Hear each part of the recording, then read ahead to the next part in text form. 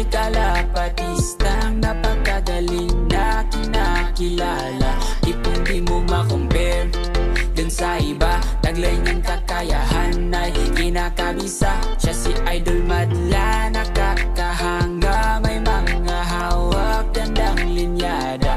Ika'y inspirasyon kung bakit hanggang ngayon ako'y palaging kumakarera. Tika muna, wait lang at makinig sa aking sasabihin. Talagang nakakabilib, simpleng taong namumuhay, walang kaarte-arte, hangad lang ay sumaya, nagalaga ng kalapate. Oo, di rin madali ang kanyang napagdaanan, marami man ang harang ay patuloy na gumabang, hanggang sa unti-unti niya itong mahawakan. Ng tamis ng tagumpay ay kanyang nalalasahan. Pero bago ang lahat ay doon, salamat nga pala sa naibahagi mong